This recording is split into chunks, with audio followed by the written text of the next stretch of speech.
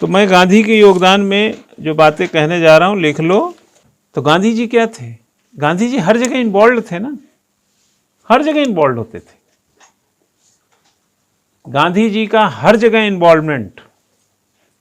गांधी जी पहले भारतीय राष्ट्रीय आंदोलन के दिनों में, औपनिवेशिक सत्ता के दिनों में हर जगह उपस्थित थे। और ख़ास ये है कि गांधी जी आज नहीं हैं, फिर भी गांधी जी हर जगह उपस्थित हैं।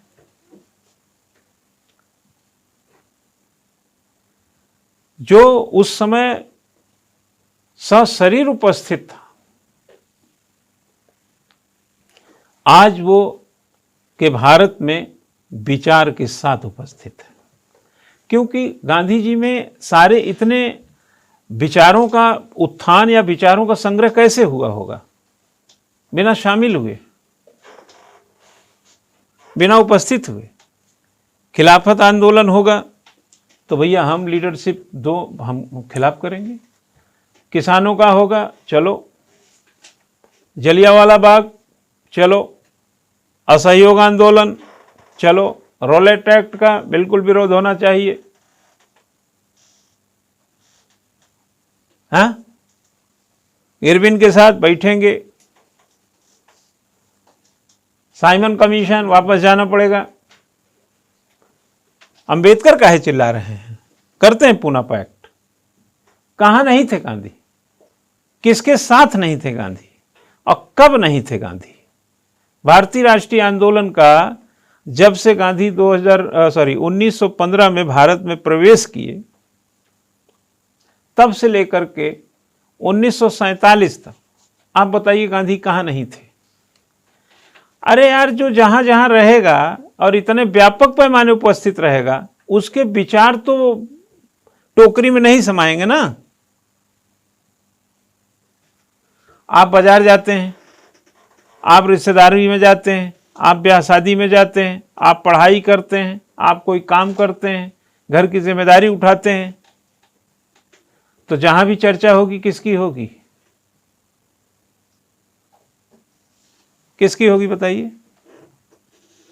राघव होता तो चला जाता, राघव होता तो बाजार चला जाता, राघव था तो घर में कोई दिक्कत नहीं होती थी, राघव होता तो बबलू को स्कूल छोड़ देता, राघव पढ़ता भी था, राघव सारे काम भी करता था। तो चर्चा किसकी करेंगे? निकम्मों की?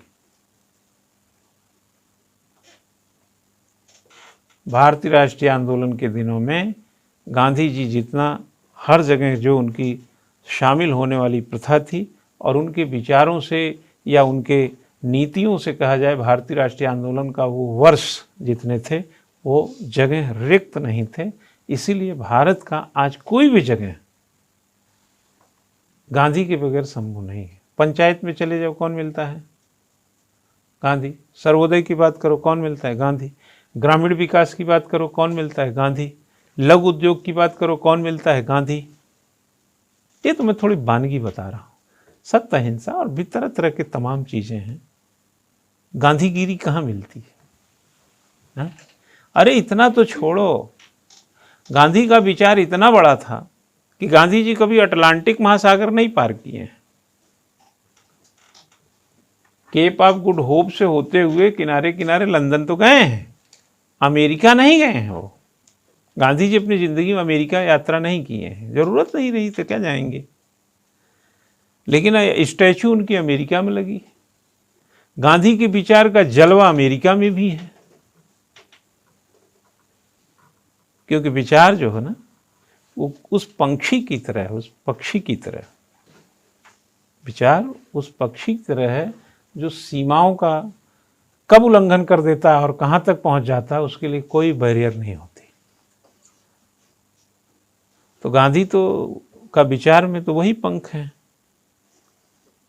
न जाने कितने अमेरिका के लोग प्रेरित हो रहे होंगे। अफ्रीका तो है ही, इंडिया तो है ही, इंडिया के अगल बगल जो भी है वो तो हैं ही।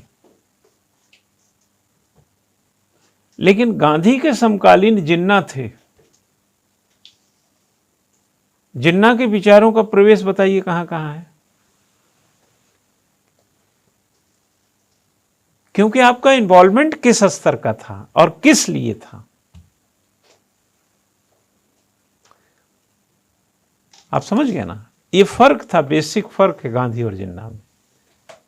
गांधी भारत की आजादी, जैसे मैंने बोला, नैतिकता के आधार पर चाहे,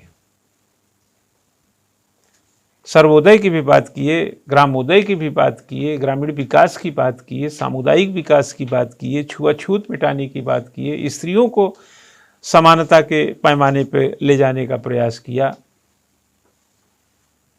इस सब को पढ़ने से तो ऐसा लगता है कि देश की आजादी की लड़ाई लड़ रहे थे कि समाज सुधार रहे थे। हाँ, इसीलिए गांधी जी बहुत सारे व्यक्तित्व का सम्मिश्रण है, और इतने सारे व्यक्तित्व को एक साथ पढ़ना मतलब थोड़ा समय लगता है। तो लिखिएगा, among the people who have influenced the world, WRLD, the most, the name of Mahatma Gandhi is at the top. The name of Mahatma Gandhi is at the top. दुनिया को जिन लोगों ने सबसे अधिक प्रभावित किया,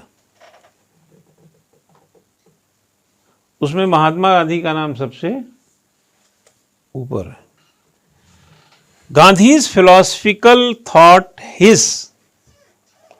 Gandhi's philosophical thought, his political and socio-culture thought, economic thought and moral thought influenced every sphere of modern human life.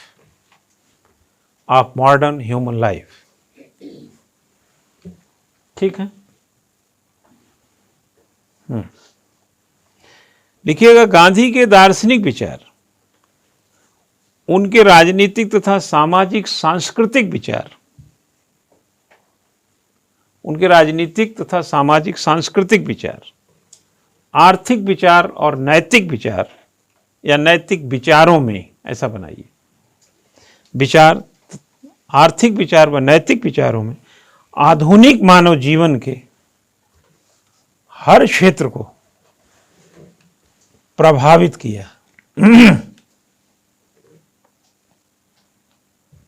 ठीक है ना, हर क्षेत्र को प्रभावित किया।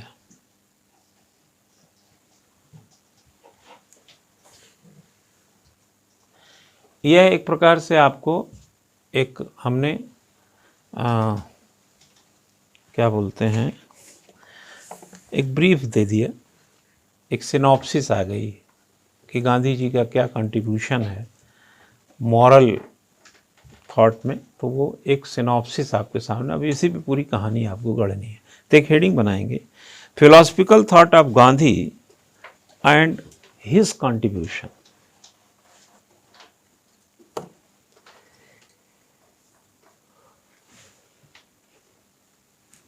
philosophical thought of Gandhi and his contribution.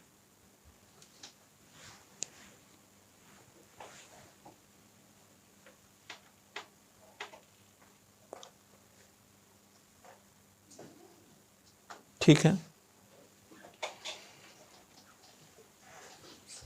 इसमें बच्चा लिखो, Mahatma Gandhi world view was influenced by the principle of Vedanta. वेदांत लिख, वेदांत।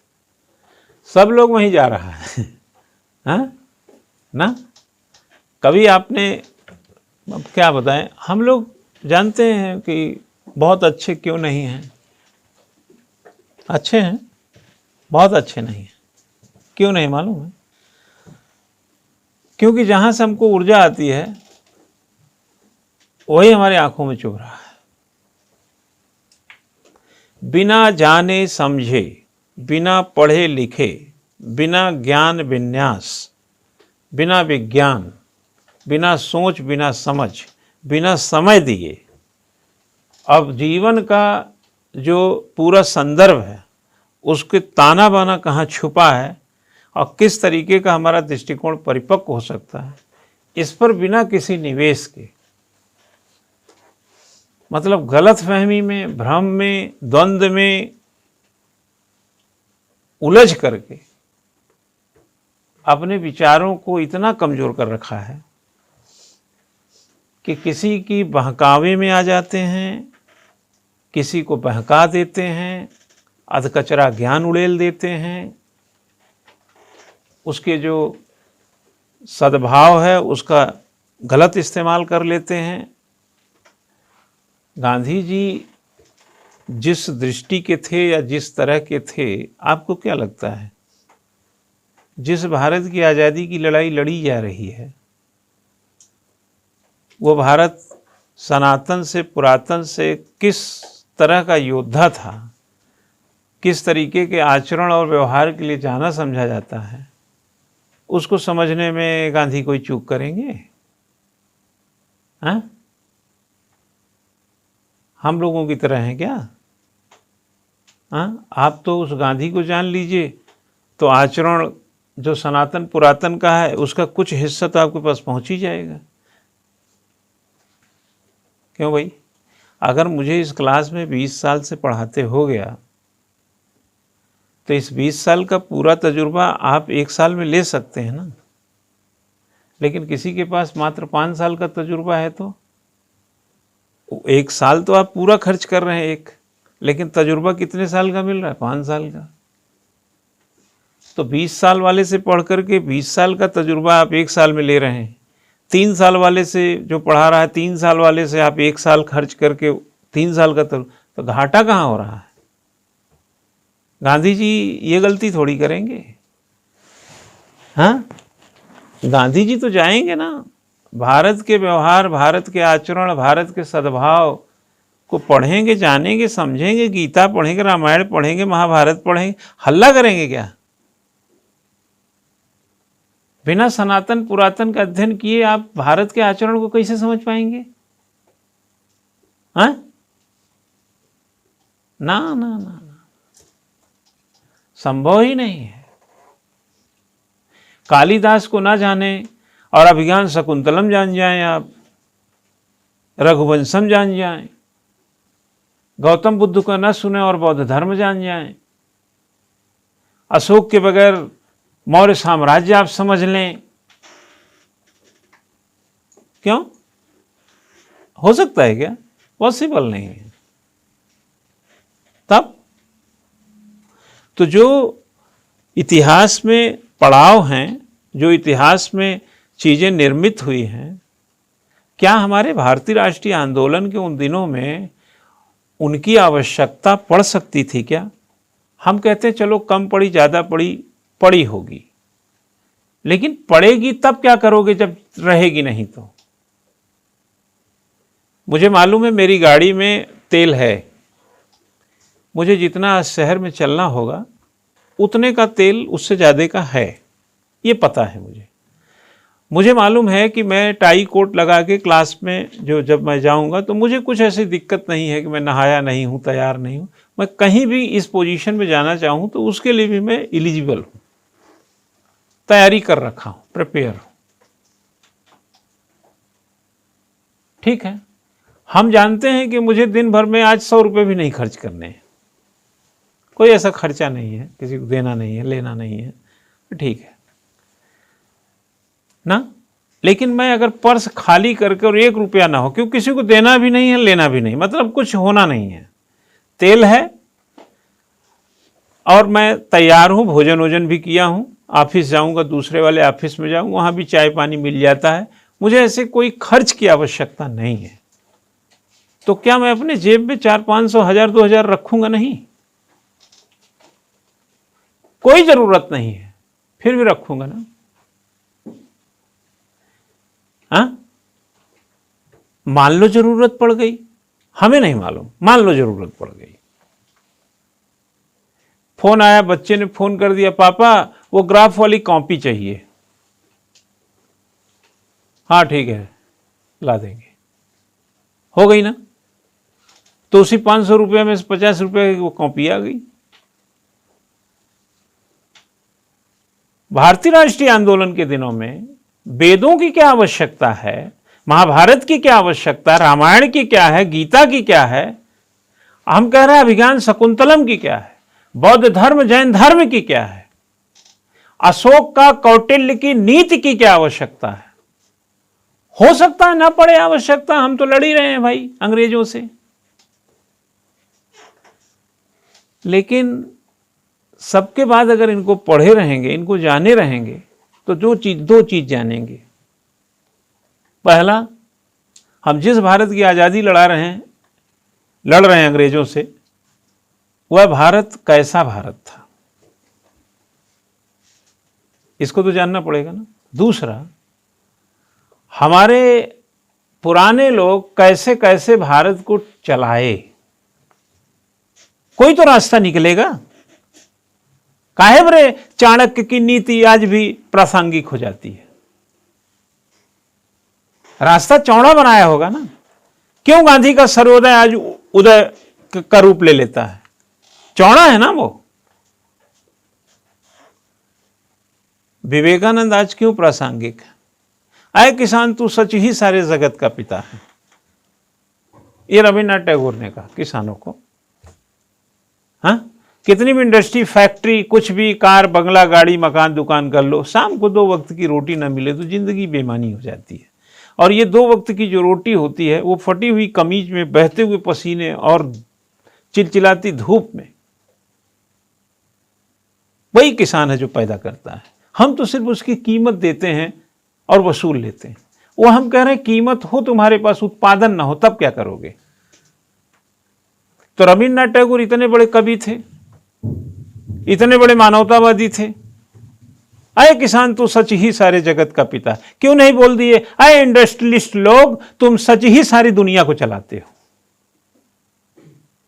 अरे उनको भी पता है कि बिना 2 रोटी के कलम नहीं चलेगी। इसलिए भूखमरी और गरीबी ये समस्या नहीं है।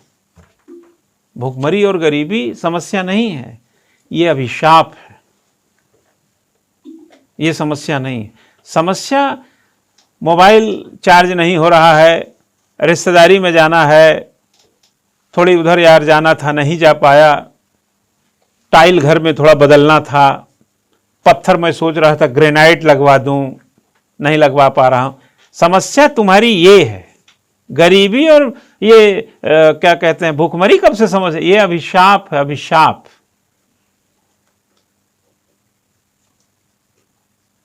समझ गए कि नहीं? जैसे वो अहिल्या को राम ने छुआ तो स्त्री बन गई वो पत्थर को, वो क्या था? श्राप ही तो मिला था। ये श्राप है, समझो तुम। इस श्राप से मुक्ति दिलाना जरूरी है। गरीबी को, भुखमरी को समस्या मत समझिएगा, ये अभिशाप है, ये समस्याओं की जननी है, ये स्वयं में एक बीमारी है।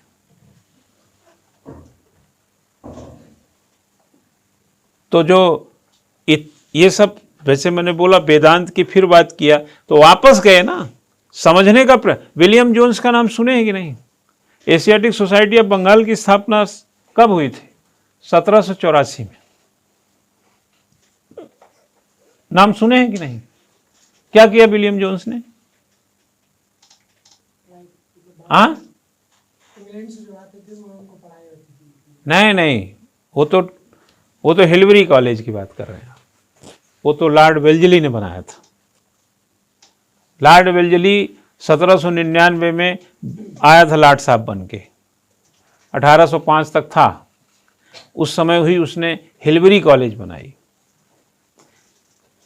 जो आते थे भारत पर सत्ता स्थापित करने, उनको ट्रेन करता था भारत के हिसाब से। और आप जानते हैं भारत को 7 जोनों में बांटा गया था।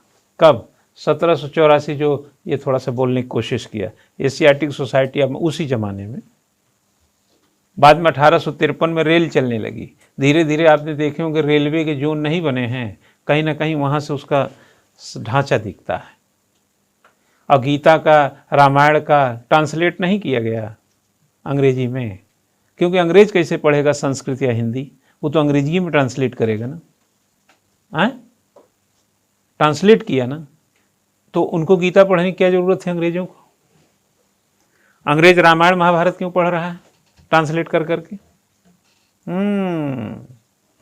हम अपने पुराने भारत के आचरण को जानना चाहते हैं कि हमारे पुरखे जो थे वो भारत को कैसे सजा सजा के लेके चले, और हम कहाँ गुलामी मटका दिए यार। और वो लोग ये पढ़ पढ़ के देख रहा था कि इनको गुलाम बनाए रखने कैसे ठीक रहेगा, वो अपने जुगाड़ में थे।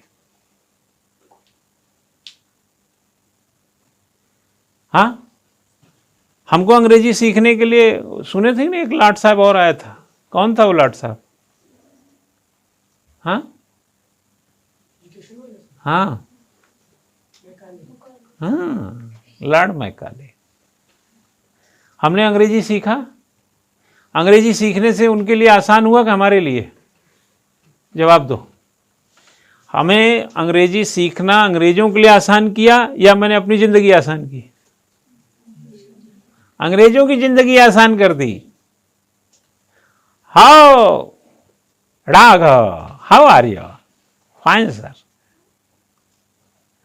अब आपने कहा, उसने पूछा हाउ आर यू, आपको तो अंग्रेजी आती नहीं। बोले क्या बोल रहा है भाई? हाँ, क्या बोल रहा है? पता नहीं क्या बोल रहा है। वो आपने वो मैच नहीं देखा था आमिर खान का, एक कौन सा था, लगान? अपनी अम्मा को याद कर रहा है, ऊपर वो हाथ करता है ना, तो कहता अपनी अम्मा को याद कर रहा है।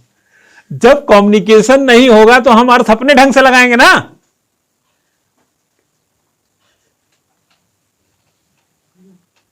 तो अंग्रेजी सिखाकर उन्होंने आपको कम्युनिकेट करना बना दिया ना, तो उनको ऑर्डर देना, आपको बनाए रखना, गुलाम आसान हुआ ना।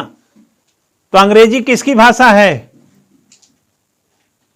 गुलामी के दिनों की भाषा है। तो आजाद भारत में जमीन तो आजाद हुई। अंग्रेज 15 अगस्त 47 से यहां से अपना बोरिया बिसरा लेके निकल लिए, लेकिन छोड़ के क्या गए? हमें अंग्रेजी की आदत पड़ गई तो हम अंग्रेजी में रह गए। और आज 75 साल के बाद मध्य प्रदेश ऐसा स्टेट है जो एमबीबीएस की पढ़ाई हिंदी मीडियम में कराएगा। आईआईटी में क्या बोलते हैं, मतलब हिंदी में लिखना पढ़ना कितना मुश्किल है। जिस देश में रघुवंशम लिखा जाता हो, जिस देश में अभिज्ञान शकुन, मतलब अंग्रेजी छोड़ो यार, हिंदी भी छोड़ो, मतलब संस्कृत में बात होती हो, उस देश की आज़ादी के 75 साल बाद हमें अभी भी सुनते हैं कि एमबीबीएस हिंदी में होगा, तो एक बार दिमाग में आता है पढ़ेंगे कैसे यार, किताबें तो सब अंग्रेजी में हैं जिस तरीके। अरे आप उसको छोड़िए, हम लोग लॉ के विद्यार्थी, लॉ में एलएलएम के टाइम में हिंदी की कोई किताब नहीं है। एलएलएम की बात बता रहे, हिंदी की कोई किताब नहीं है। अब हिंदी मीडियम वाला कैसे करेगा? हिंदी मीडियम वाला कैसे करेगा? पीएचडी के टाइम में थीसिस लिखते समय हमसे उसमें जब आरडीसी डीआरसी जो कहते हैं मीटिंग होती है, अंग्रेजी में लिख के ले आइए। कितनी यूनिवर्सिटी यहीं देहरादून में है, आप लॉ में पीएचडी करना हो या कुछ और भी सब्जेक्ट होंगे, आप थीसिस ही नहीं लिख सकते हिंदी में, वो सीधे मना करेंगे। अब आप बताइए, यूनिवर्सिटियां हिंदी को मना करती हैं अंग्रेजी में। हमने थीसिस, वैसे तो मेनली हमारी पढ़ाई लिखाई तो हिंदी मीडियम रही, लेकिन हमने पीएचडी की थीसिस लिखा इंग्लिश में। आप समझ सकते हैं हमारी क्या गति हुई होगी। पहले तो हम हिंदी ही सोचते हैं ना, क्यों? क्योंकि कैसे करोगे, एलएलएम में हिंदी की किताब नहीं, कैसे करोगे? जोड़ जुगाड़ करके, ये करके, वो करके, तब जा करके उसको, मतलब ये चुनौती है। आप सोचो कि भाषा अगर ये चुनौती ना होती तो हम लोगों का वेग कितना बड़ा होता। कितने लड़के बहुत अच्छे डॉक्टर बन सकते हैं, इंग्लिश के कारण एमबीबीएस नहीं कर पाए वो। कितने लड़के इंग्लिश के कारण आगे नहीं पढ़ पाए। अरे यार, इंग्लिश तो स्कूलों में प्राइमरी उधर चले जाओ, इंटर कॉलेज वाले जो गवर्नमेंट को कक्षा 6 से बाहर एप्पल पढ़ता है, उसकी अंग्रेजी बन नहीं पाती, उतनी काम चलाऊं रह जाती है। अब फ्लुएंस आप कहिए कि गांधी का सर्वोदय अंग्रेजी में लिखते, नहीं लिख पाए। A+B का होल स्क्वायर, इसको इक्वेशन को इसमें पुट करना, ये करना, फिजिक्स केमिस्ट्री जूलॉजी बॉटनी, ये सब तो हो जाता है, लेकिन थ्रू आउट इसमें नहीं होता। और आप देखिए धीरे धीरे अंग्रेजी की स्थिति है कि सिविल सर्विसेज से भी हिंदी गायब हो गई। तो बेटा, मैं इन बातों से सिर्फ ये नहीं कह रहा हूं कि अंग्रेजी अच्छी है कि बुरी है, या हिंदी के साथ क्या। हम सिर्फ ये कह रहे हैं कि कुछ संघर्ष जो है ना, जो औपनिवेशिक सत्ता के दिनों में हमारे पास आए किसी भी रूप में, वो गए नहीं और दूसरे तरीके की समस्या क्रिएट कर दी। और सबसे बड़ी समस्या क्या है कि अंग्रेजी तो अपना प्रभाव जमाए ही है, हिंदी दक्षिण की बुरी भाषा हो जाती है। जैसे ही हिंदी को हम थोड़ा सा आगे लाने की कोशिश करते हैं, दक्षिण से लोग चिल्ला पड़ते हैं, दक्षिण को भाती नहीं है ना। तो फिर तो ठीक ही है अंग्रेजी। भाई झगड़े से तो अच्छा है कि भाई जिसमें झगड़ा नहीं वही करो। हाँ, जैसे हम लोग कभी कहते थे कि भाई हमारा रिजल्ट अगर छपा है तो कल ही आ जाए, और नहीं छपा है तो आए ही ना। हाँ, अगर हमारा रिजल्ट में नाम है तो निकल आए, और नाम नहीं है तो ना ही आए तो अच्छा है। तो अगर हिंदी को आप बढ़ा सकते हैं तो ठीक है, लेकिन ऐसे अगर झगड़े ही चलते रहेंगे, जैसे हिंदी की बात करेंगे दक्षिण की भाषाएं खड़ी हो जाती हैं सामने, तो जैसा चल रहा चलने दो। अंग्रेजी में भी क्या बुराई है? कोई बुराई नहीं है, कम्युनिकेशन की चीज है, चलने दो। लेकिन यूरोपियन बड़ा चालाक होता है। जर्मनी वाला जर्मन लेके बैठा है, फ्रांस वाला फ्रेंच लेके बैठा है, इटली वाला अपना भाषा लेके बैठा है। वहीं 2 घंटे की यात्रा कर लो तो पेरिस से आप लंदन पहुंच जाओगे, लेकिन भाषा नहीं है। स्कैंडिनेवियन उधर कंट्री में चले जाओ, अपनी भाषा लेके बैठा हुआ है।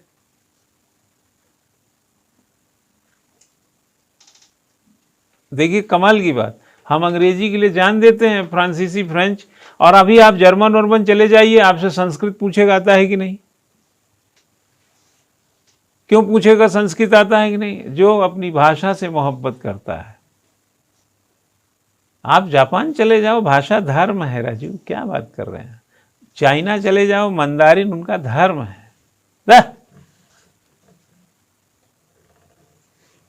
दुनिया में सबसे बड़ी भाषा कौन सी है चेला? हाँ बताओ। मंदारिन, चाइना की मंदारिन बोलते हैं उसको। अंग्रेजी कनेक्टिंग भाषा है, देशों ने अपनाया नहीं। हमारी है क्या सूची में 22 भाषाओं में?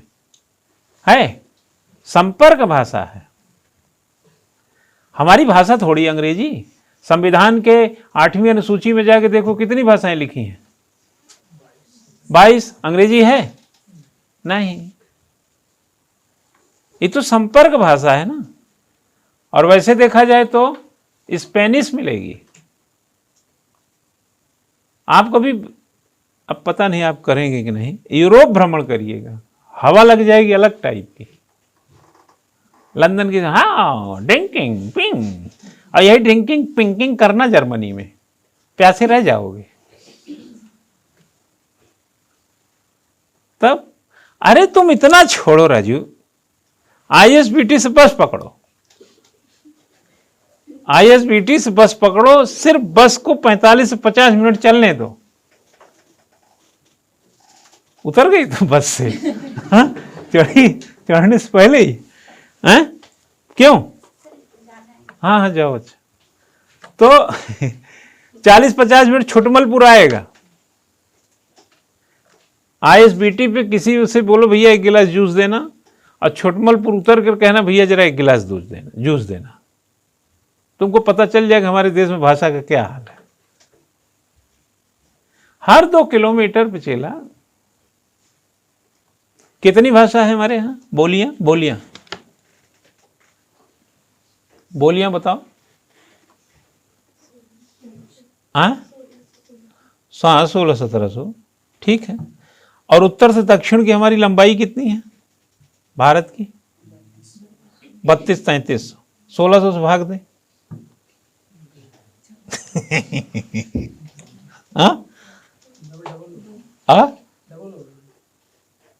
नहीं 32-33 ठीक बोल रहा है। कश्मीर से कन्याकुमारी जाओगे तो तुमको 32-3300 किलोमीटर की दूरी मिलेगी, और 1600 प्लस भाषा है। डिवाइड करो 32 से, हर 2 किलोमीटर में एक भाषा आई कि नहीं आई है? आप बिलीव नहीं करोगे बच्चा, हम लोग बहुत अच्छे इंसान हैं। इतनी भाषाओं, इतनी क्षेत्रीयता, इतना जातियों, इतना धर्मों के साथ रहते हैं। और इसी का एक बहुत बड़ा कारण उसको कनेक्ट करके बताते हैं। हमारी सड़कों पे फुटपाथ नहीं है, हमारी सड़कों पे साइकिल लेन नहीं है, हमारी सड़कों पे नालियां ठीक से नहीं बनी है। अब बनी है तो उसमें अगर कोई चला जाए तो वापस नहीं आएगा, खुली है ना। हमारी सड़कें पे गाय चलती हैं, हमारे सड़कों पे कुत्ते घूमते रहते हैं, हमारी सड़कों पे साइकिल वाला भी चल रहा है, स्कूटर वाला भी चल रहा है, कार वाला भी चल रहा है, बस वाला भी चल रहा है, टेम्पो वाला भी चल रहा है, ट्रक वाला भी चल रहा है, पैदल वाला भी चल रहा है। फिर भी हम शाम तक सुरक्षित वापस आ जाते हैं,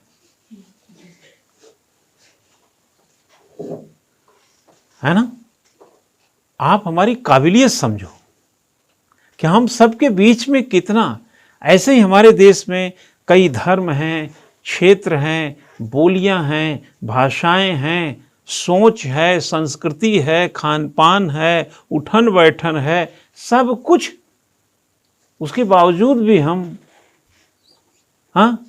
अच्छे लोकतंत्र के लिए, बेहतरीन उदारता के लिए, सहृदयता के लिए, गांधी के विचारों के लिए, विवेकानंद के दृष्टिकोण के लिए, मतलब ऐसे मनीषियों ऋषियों से भरा पारंगत देश है। मतलब ये बड़ी अनूठी चीज है अगर आप इसको गौर करेंगे। हम हेट्रोजेनिटी हैं, हम होमोजीनियस नहीं हैं। हेट्रोजेनिटी बहुत टफेस्ट होती है।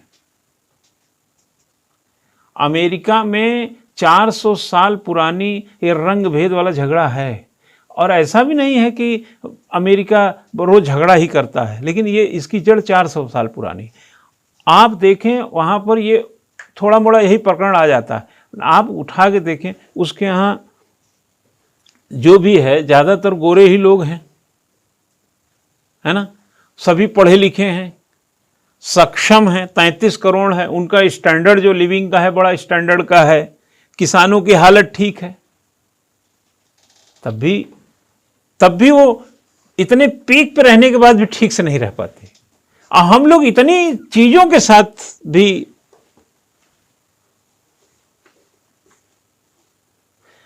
अगर हम लोग अगर विदेश में कहीं सड़क पे गाड़ी चला रहे हो तो ठीक से नहीं चला पाएंगे खाली सड़क में।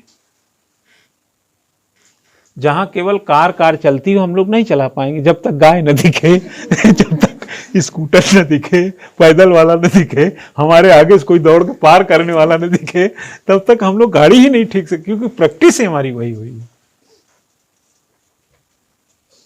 तो गांधी जी हो या मैंने अरविंद घोष की बात किया, इसके पहले मैंने रविन्द्रनाथ टैगोर की बात किया, या आप उनको देख लीजिए बाल गंगाधर तिलक गीता रहस्य वगैरह जो लिखा, आप जाना पड़ा पीछे नहीं जाओगे तो नया भारत नहीं बना पाओगे। भारत की औपनिवेशिक सत्ता से लड़ने की ताकत कहां से लाएं, पीछे चलते हैं, सब पीछे गए। पीछे कूद ताकत है चेला, क्या बात कर रहे हो? तुम उलझ जाते हो बीच रास्ते में, कभी गोरी में कभी गजनवी में। हाँ, तब कालिदास मूर्ख थे कि नहीं? हमारे देश का मूर्ख भी रचनाकार हो जाता है। यह है पीछे। हाँ, तब हमारे यहां राजतंत्र में भी देवना प्रिय, जनता के सुख में राजा का सुख है, ऐसे उदाहरण मिलते हैं। अशोक के टाइम में यहां लोकतंत्र में सांस लेना मुश्किल है, चले जाओ पाकिस्तान वगैरह में, वहां राजतंत्र में भी लोकतंत्र समाया है, यह मिलता है।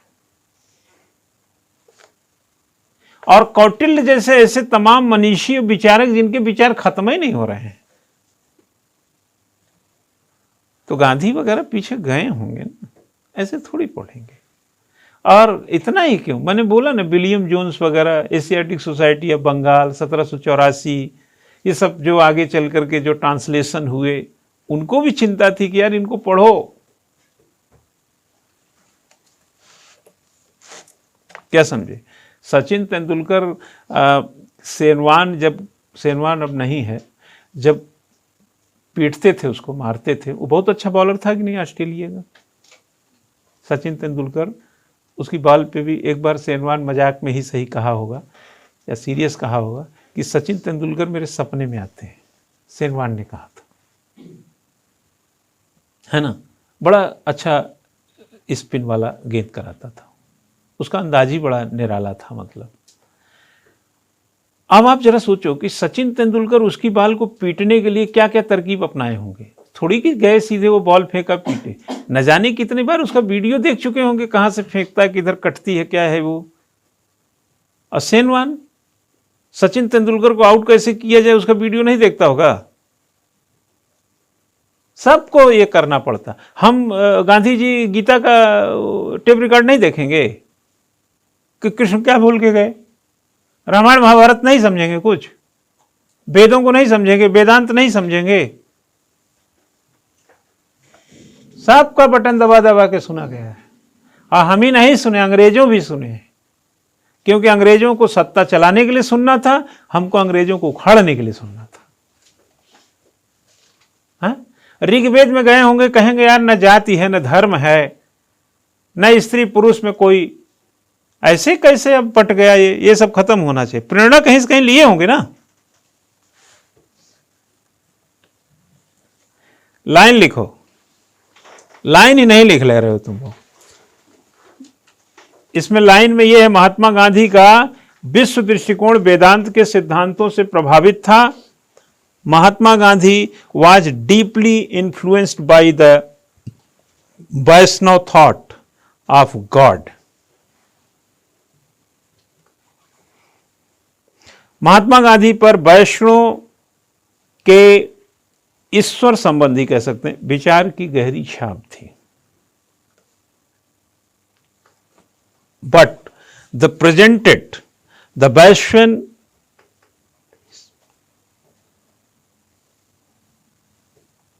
थिज्म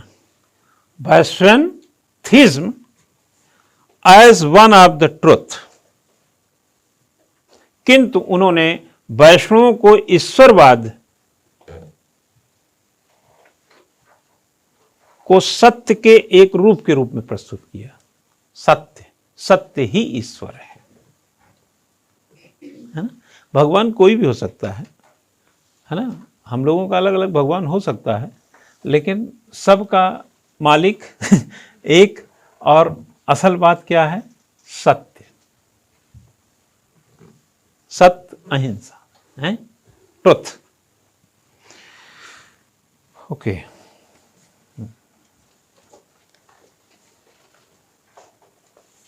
लिखें। Gandhi is presented the concept of truth is God. Gandhi ने यह धारणा बनाई कि ईश्वर सत्य है।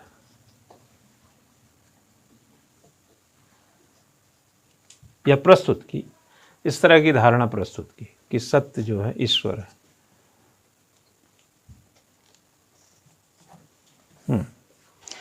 देयर वेयर, या ऐसा लिखो, थोड़ा सा और जोड़ लो इसमें, he started calling truth as God, he calling truth as God, not calling God as truth. समझ में? हाँ, वे ईश्वर को सत्य न कहकर सत्य को ही ईश्वर कहने लगे। है ना, लोग कहते हैं कि सत्य बोलो तो ईश्वर तुम्हारे साथ। तो ईश्वर को सत्य नहीं कहते थे, सत्य को ईश्वर कहते थे। क्या समझे? ठीक है ना। आगे लिखे, there were 3 reasons for this change made by Gandhi.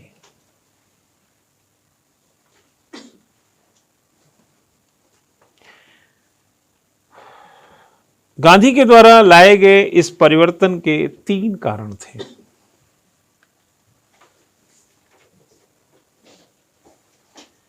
पूछो क्यों? देखो, गांधी जी बहुत समझदार आदमी थे। गांधी जी को लगा क्या है भी कि अगर हम ईश्वर की बात करेंगे तो ईश्वर को लेकर लोगों में मतभेद आ जाएगा, है ना।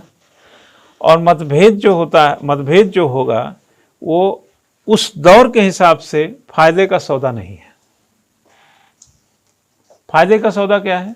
एकजुटता। किस बिंदु पर हम एक करें।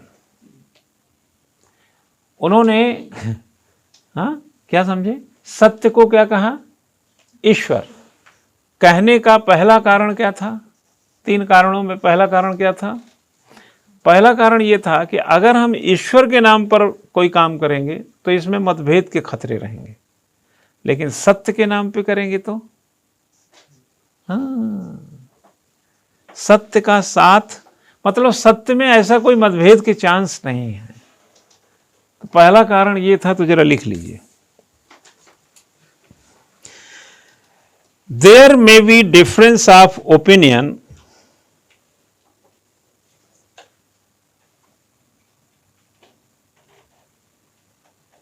But there is no difference of opinion about the truth. इसको पहला लिख लो, देयर मे बी डिफरेंसेस करो, differences of opinion but there is no difference of opinion about the truth. ठीक है, ईश्वर को लेकर लोगों में मतभेद हो सकता है, लेकिन सत्य को लेकर मतभेद नहीं है। ठीक है, नेक्स्ट दूसरा चाहे तो कर लीजिए। Gandhi's view had 3 contribution: social, religious and moral। Gandhi ने इस विचार का सामाजिक, धार्मिक और नैतिक तीनों प्रकार का योगदान था। ठीक है, तीनों प्रकार के योगदान इसमें आ गए। सत्य ही ईश्वर है, सत्य में नैतिकता है और सत्य ही सामाजिकता है। चलो छुट्टी मिली, तुमको नहीं समस्या से उस दौर में, चलो छुट्टी मिली। नहीं, हमने सच बोल दिया, नैतिक रूप से भी सही है, धार्मिक रूप से भी ठीक है और सामाजिक रूप से भी ठीक है। इसमें आगे लिखिए, at the social level this idea emphasises the acceptance of truth, emphasizes the acceptance of truth। सामाजिक स्तर पर यह विचार सत्य को स्वीकार करने पर बल देता है। इसको थोड़ा एनालाइज कर दिया, है ना। सत्य को स्वीकार करने पे बल देता है। नेक्स्ट लिखिए, at the religious level it is a universal religion. धार्मिक स्तर पर एक सार्वभौमिक धर्म, इस्टैब्लिश वर्ड कहीं लगा लीजिए, एक धार्मिक, एक वैश्विक धर्म को एक प्रकार से कहा जाए सार्वभौमिक धर्म की स्थापना करता है। क्योंकि इसमें यह नहीं कोई कह सकता कि हिंदू के लिए है, मुसलमान के लिए, किसी के लिए भी है। ये एक यूनिवर्सल एस्पेक्ट है इसमें, ठीक है। गांधी ने 3 लेवल दिया कि नहीं? क्यों बेटा? हाँ, बात को समझा करो यार। गांधी जी को जितना बढ़िया से पढ़ोगे ना, मैं तुमको बता रहा हूं, उतना जल्दी सिलेक्शन होगा। हाँ? गांधी जी का आशीर्वाद सबके हिस्से का चीज नहीं है। मुंह फाड़ फाड़ के लोग आलोचना करता रहता है, बिना पढ़े लिखे, बिना जाने समझे। आज आपको हम ये जो बात बता रहे हैं, आज आपको लग रहा होगा कि ये तो बड़ा आसान है। अच्छा, आसान तो आईएएस बनना भी है, बनो अगले साल। हाँ भाई, आज से 20 साल बाद जब तुम्हारे बच्चे तुमसे कहेंगे कि पापा आप ट्राई किए थे, हाँ क्यों पूछेगा ना, पापा आप ट्राई किए थे? हाँ किया था। देखा नहीं किताब? अभी तक रखी हुई है, हैं? अभी तक रखी है। कितना पढ़ा मैंने? बोले नहीं नहीं, मैं पूछ रहा हूँ हुआ कि नहीं हुआ। किताब से क्या होता है, हुआ कि नहीं हुआ? हाँ? और अगर वो सकारात्मक है थोड़ा ठीक है, चिढ़ाने के लिए पूछ रहा है, मेरा तो नहीं हुआ, तू करके दिखा। हाँ, तो भी तो कर सकता है। आप जरा सोचिए कि आपको लग रहा होगा कि उस समय, उसको लग रहा होगा उस समय पढ़ाई बड़ी आसान रही होगी, कंपटीशन कम थे, 10 ही लाख तो लोग बैठते थे, आज तो 2.5 करोड़ बैठते हैं। उसको लग रहा होगा कि नहीं? उसको यही लगेगा क्या, आज तो 2.5 करोड़ बैठते हैं, आपके टाइम में तो 10 ही लाख बैठते थे, फिर भी आपकी यह हालत थी। हाँ, और आपको पता है 2.5 करोड़ में 500-400 वैकेंसी, आपके टाइम में 1000-1200 तक आती थी। ऐसे ही रहे होंगे आप। वैसे ही गांधी जी के जो विचार हैं, हमको लगता है अरे उस जमाने में तो ऐसे ही रहे होंगे। अच्छा, ऐसे रहे? जरा सोचो कि ये शब्द जो जानकारी हमको मिली कि गांधी जी ने सत्य को ही ईश्वर बना दिया। हाँ? आप कोई और ईश्वर पैदा करके दिखाओ आज की तारीख में? आता है थॉट, आती थिंकिंग, ये सब बेटा सिचुएशनल है। हमें एक करना है, हम लड़ाई, हमें एक करना है और बात वही करेंगे जिससे एक ना हो। ये हमारा थॉट है, ठीक है। तो उन्होंने पहला लेवल क्या लिया? सोशल। अगर सोशल लेवल यानी सामाजिक स्तर पर आप देखें तो सत्य को कौन नहीं स्वीकार करेगा? रिलीजियस लेवल पे लें, धार्मिक पे, तो सत्य से किसको गुरेज है भैया? हिंदू, मुस्लिम, सिख, ईसाई, पारसी, फलाना ढिमका, किसको सत्य से गुरेज है? यहां भी कोई विवाद नहीं है। और तीसरा क्या है? मॉरल, नैतिक। आप सच बोल करके क्यों चला? नैतिक रूप से सबल होकर समाज को दिशा उसा दे सकते हैं कि नहीं? गांधी जी ने जिस सत्य को ईश्वर बना दिया और उसमें सामाजिक ताने बाने, धार्मिक उतार चढ़ाव और नैतिकता की स्वीकार्यता को एक साथ जकड़ दिया उन्होंने। कौन समाज है जो सत्य से विरक्त रहना चाहता है? और कौन धर्म है जो बिना मैं रिलीजियस की बात कर रहा हूं यहां पर, ड्यूटी की बात नहीं।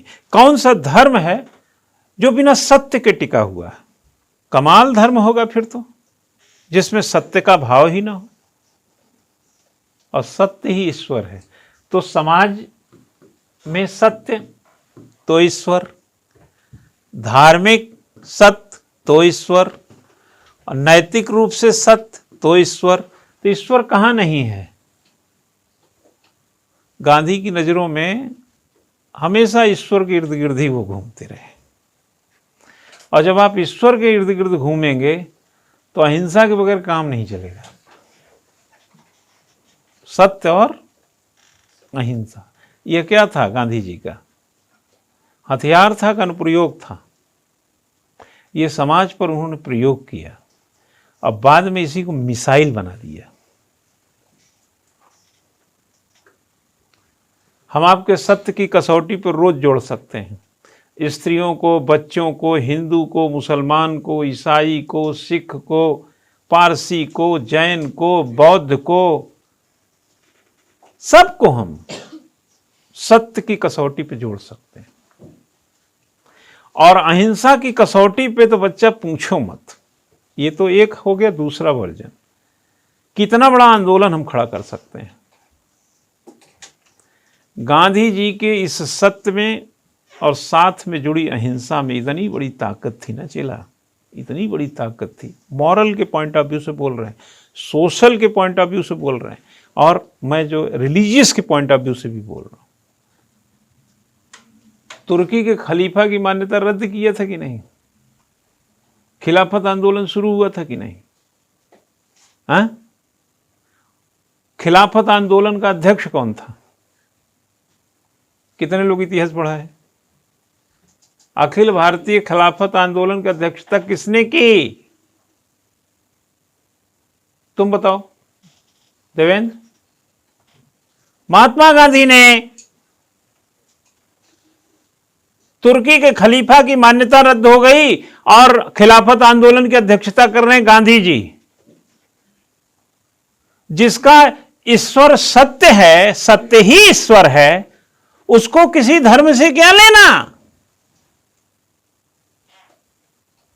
और 1909 क्या था? फूट डालो।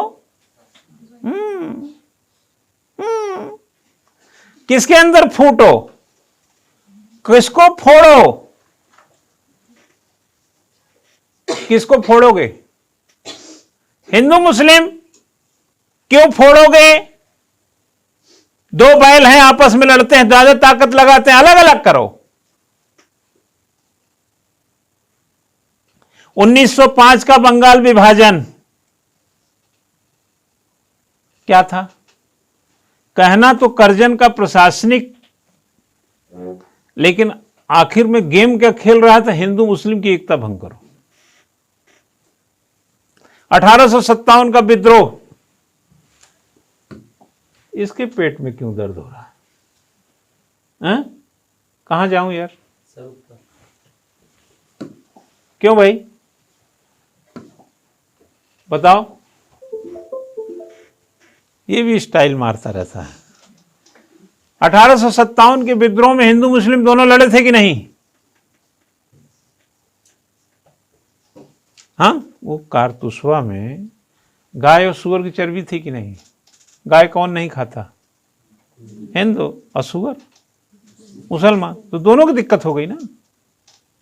फिर लड़े साथ में, कम लड़े, ज्यादा लड़े, हार गए, जो भी है, लेकिन ये तो अंग्रेजों को बता दिया ना कि मैं पीछे नहीं हटने वाला, मैं तुम्हारे इस आदत से अब झुकने वाला नहीं। एक संकेत तो दे दिए। 1909 में 5 में बंगाल विभाजन छोड़ दीजिए, 1909 में फूट डालो, राज करो, लेकिन एक दशक बमुश्किल बीतते बीतते अखिल भारतीय खिलाफत आंदोलन की अध्यक्षता गांधी ने क्यों की? क्योंकि उस समय हिंदू मुस्लिम को एक करने का एक अवसर था, और गांधी के साथ एक होना आसान क्यों था? क्योंकि गांधी सत्य को ईश्वर मानते थे। अब तुम्हारा ईश्वर चाहे मुसलमान का मोहम्मद साहब हो, चाहे हिंदू का राम हो, कोई गड़बड़ी नहीं है, क्योंकि तुम दोनों सत्य के साथ हो। ठीक है? क्या बोले गांधी जी कि इसमें अगर हम सत्य को ही ईश्वर कह दें तो मतभेद की संभावनाएं खत्म हो जाएंगी। आए ना हिंदू मुस्लिम साथ में। जलियांवाला बाग कांड, फिर उसके बाद असहयोग आंदोलन, ऐसा चला। बाद में वो 1924 में बहाली भी हो गई, जो मैं टर्की वाला मामला बता रहा हूँ। आगे चल के देखें गांधी जी जेल चले गए, फिर बाद में 2 साल बीमारी के कारण छोड़ दिए गए। असहयोग आंदोलन 22 में ख़त्म भी हो गया, शुरुआती दिनों में, फरवरी में। तो ये जो पूरा सिलसिला है, इसमें क्या था? जो अहिंसा का पुट है, अगर आप उसको देखें, असहयोग आंदोलन इसका बड़ा एग्जाम्पल है। चौरी चौरा कांड हटा दीजिए, वही एक हिंसा थी। वो तो गांधी जी के इच्छा तो रही नहीं होगी, इसी के कारण उन्होंने आंदोलन भी वापस लिया। हालांकि इसकी कहानी इतिहास में और किस्म से बताई जा सकती, बट हम अहिंसा की दृष्टि से बात कर रहे हैं। दांडी मार्च जब आप चले थे तो सब लोग उनके पीछे कैसे हो गए? क्योंकि अहिंसा में यह गारंटी थी कि घर वापसी तय है। सत्य में किसी को परहेज नहीं, क्योंकि सत्य ईश्वर है। तो हिंदू, मुस्लिम, सिख, ईसाई कोई भी हो, सब साथ आएंगे। और अहिंसा है तो एकजुटता होना तय है, कारण कि घर वापसी की गारंटी भी उसमें सुनिश्चित है। दांडी मार्च में बताइए कितने लोग मारे गए थे? है कोई डाटा आपके पास? दांडी मार्च हुआ, वो नवसारी वहां कानून तोड़े अपना, समुद्र में जाकर कानून तोड़ दिए, नमक का कानून, जो नमक पर टैक्स लगाया था। लेकिन अगर भगत सिंह और चंद्रशेखर आजाद के साथ आप हैं तो, है ना, उसमें गारंटी नहीं थी। उसमें उत्साह, उस क्रांतिकारी वाला विचारधारा होना चाहिए। तो कुछ समय क्रांतिकारी विचारधारा भी तो हमारे देश में रही ना। तो गांधी जी की विचारधारा सत्य अहिंसा पर टिकी थी, ठीक है ना। और इसके पीछे भी एक नैतिक, या कहा जाए समसामयिक एक कारण थे बच्चा। अगर गांधी जी इन विचारों से न चलते तो बटा हुआ भारत एक नहीं होता, और बिना एकजुटता के आंदोलन में सफल होना मुश्किल था। दूसरा, हर व्यक्ति जान माल से डरता है। अहिंसा एक ऐसा हथियार है जहां पर संभावनाएं कई चीजों की खत्म हो जाती हैं।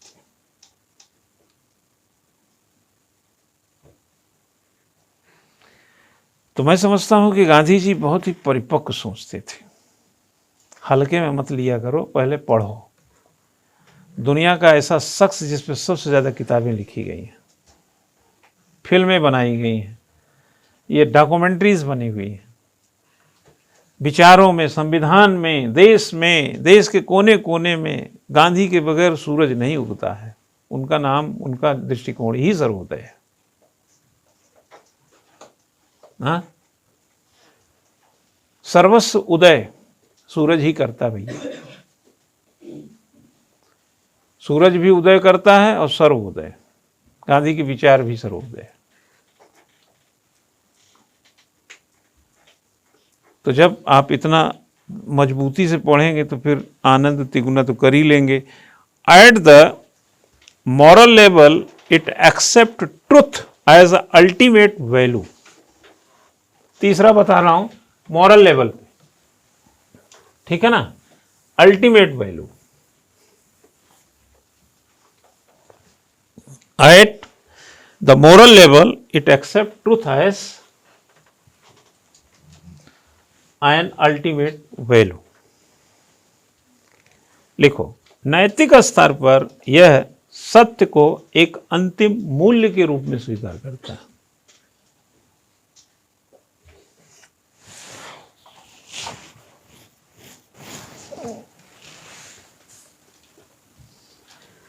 अंतिम यह है कि आपकी नैतिकता ही सत्य है और सत्य ही नैतिकता है ना। छोटी सी गुड़िया की लंबी सी कहानी। अगर आप ये बात निबंध लिख रहे हो, जहां अवसर हो निबंध में, और एथिक्स का पेपर लिख रहे हो, आप थोड़ा अपने शब्दों में और इसी इंटेंशन के साथ बात को कह दीजिए। बात देखो क्या है ना, बात को पते तक पहुंचाओ। जैसे चिट्ठी में पता ठीक लिखा है, पहुंच जाएगी। पिन कोड गलत है, जिला गलत है, मोहल्ला गलत है, पढ़ने में नहीं आ रहा है, तो वहीं भटकती रहेगी। तो एग्जामिनर को अगर अलंकारित शब्दों में यहां वहां भटकाते रहोगे तो आपके खिलाफ नंबर हो जाएगा। To the point, clear cut. लो सर नौकरी चाहिए, दे दो हुजूर, नंबर दो। तुम नंबर दो, रोजगार उधर से मिलेगा। और नंबर मिलता है कर्टसी थ्योरी, जो प्रश्न का डिमांड है सप्लाई कर दो। हेडिंग बनाइए। टाइम हो गया क्या? हाँ टाइम हो गया है। हेडिंग बना लीजिए, Gandhi's political thought and his contribution. Gandhi's political thought and his contribution. इसमें बच्चा हिंदी में लिख लो, गांधी के राजनीतिक विचार और उनका योगदान। मैं इसको कल जब अगली क्लास में आऊँगा तो आपसे बात करूँगा मैं स्वराज की, सत्याग्रह की। आप समझे नहीं? ओके, ऐसे तमाम चीज़ों पे बात करूँगा, उनके सत्याग्रह पर, स्वराज, जहाँ से नैतिकता की कोई मतलब एथिक्स की एक अच्छी लकीर खींची जा सके।